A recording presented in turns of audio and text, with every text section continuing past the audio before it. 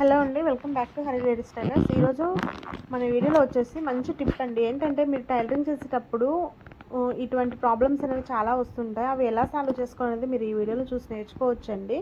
అయితే ఇక్కడ వచ్చేసి మనకి బ్లౌజ్ అనేది ఇలా సెంటర్కి చిరిగిపోయిందండి. అయితే ఈ కస్టమర్ వచ్చేసి మన దగ్గర ఎక్కువగా బ్లౌజులు కుట్టిస్తూ ఉంటారు.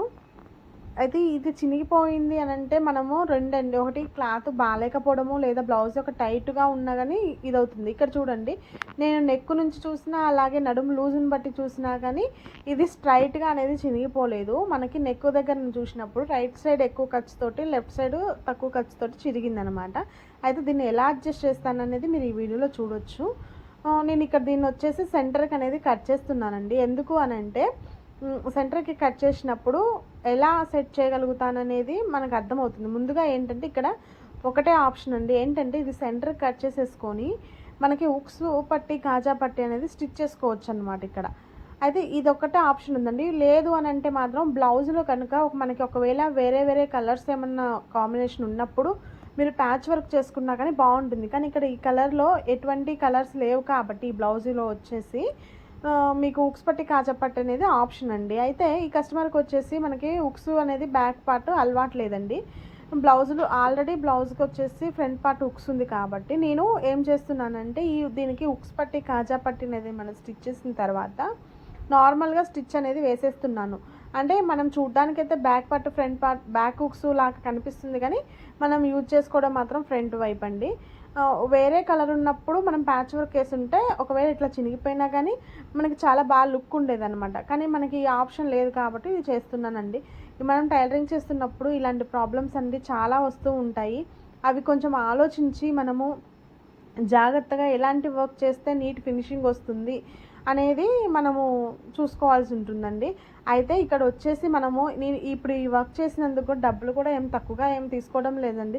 దగ్గర నేను 50-60 రూపీస్ ఛార్జ్ వర్క్ చేస్తూ ఉంటాను. అయితే మనకి ఇలాంటి వాటి మీద మనకి బాగానే అమౌంట్ అనేది వస్తుందండి టైలరింగ్ చేసే వాళ్ళకి.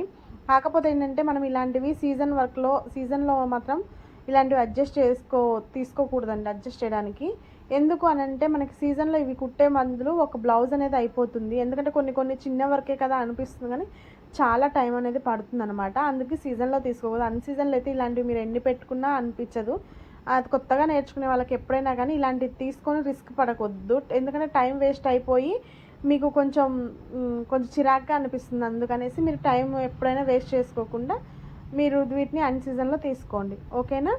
అయితే ఏదైనా కానీ ఒకసారి మీరు ఏ ప్రాబ్లం వచ్చినా కానండి ఒకసారి ఆలోచించుకొని దీన్ని ఎలా సెట్ చేసుకోవచ్చు అనేది ఆలోచించుకోండి. ఎందుకంటే మనం కస్టమర్ మైండ్ని కూడా దృష్టిలో ఉంచుకోవాల్సి ఉంటుందండి. కొంతమందికి ఇది నచ్చుతుంది, కొంతమందికి ఇది నచ్చదు. ఫస్ట్ మనం ఇలాంటి ప్రాబ్లమ్స్ వచ్చినప్పుడు కస్టమర్కే ఎక్స్ప్లెయిన్ చేయాలండి. ఇప్పుడు దీంట్లో ఒకవేళ కలర్స్ ఉంటే, మేడం ఇలా కలర్స్ ఉన్నాయి కదా, నేను ప్యాచ్ వర్క్ చేస్తానని చెప్పేసి ఏదో ఒక ప్యాచ్ వర్క్ చూపించడమో, మనం డ్రా చేసి చూపించడమో చేయాల్సి ఉంటుంది. మేడం ఇలా ఇప్పుడు దీంట్లో ఏది లేదు కాబట్టి మేడం అన్నారు, ఈ బ్లౌజ్ యొక్క మేడం అన్నారు, మీ ఇష్టం మేడం, ఎట్లా సెట్ చేస్తారో చేయండి అని అన్నారు కాబట్టి నేను ఇక్కడ ఇలా సెట్ చేశానండి. మనం ఇప్పుడు ఇలా సెట్ చేసినప్పుడు మనకి కొంచెం లూజ్లో తేడా వస్తుంది కాబట్టి నేను ఇక్కడ ఒక స్టిచ్ అనేది ఊడదీసేసి ఆ లూజ్ అనేది అడ్జస్ట్ చేశాను. ఎందుకంటే మనము ఉక్స్ పట్టి, కాజా పట్టి కుట్టినప్పుడు హాఫ్ ఇంచు వరకు అటు ఇటు హాఫ్ ఇంచు వరకు ఖర్చు అనేది పోతుంది కాబట్టి అది మనకి లూజ్లో తెలుస్తుంది. ఇక్కడ వచ్చేసి నేను లూజ్ అనేది ఒక కుట్ట అనేది విప్పేసి అడ్జస్ట్ చేశాను. ఎందుకంటే మళ్ళీ వేసుకున్నప్పుడు వాళ్ళకు ఒక సైడ్ అని గుంజిపోతుంది అనమాట. మనం ఖర్చు ఎటువైపు తక్కువగా ఉంది అటువైపు గుంజుకుపోతుంది కుట్టిప్పకపోతే. ఇప్పుడు వచ్చేసి ఈ బ్లౌజ్ యొక్క సైజ్ వచ్చేసి 33 ఇంచెస్ ఉంటుందండి. చూద్దాము, నేను కుట్టిప్పేసాను కాబట్టి వచ్చిందో రాలేదో చూద్దాం. చూసారు కదా, 33 ఇంచెస్ వచ్చింది, ఓకేనా? ఇటువంటి టిప్స్ మన ఛానల్ వచ్చేసి చాలా ఉన్నాయండి. నేను త్వరలో మన ఛానల్ గ్రోత్ వచ్చాక టైలరింగ్ క్లాసెస్ కూడా స్టార్ట్ చేస్తానని మీకు చెప్పాను. అలాగే స్టార్ట్ చేస్తాను, ఓకేనా? ఈ వీడియో నచ్చినట్టయితే లైక్ చేయండి, షేర్ చేయండి. మీ ఫ్రెండ్స్కి, రిలేటివ్స్కి యూజ్ అయితే సబ్స్క్రైబ్ చేసుకోండి.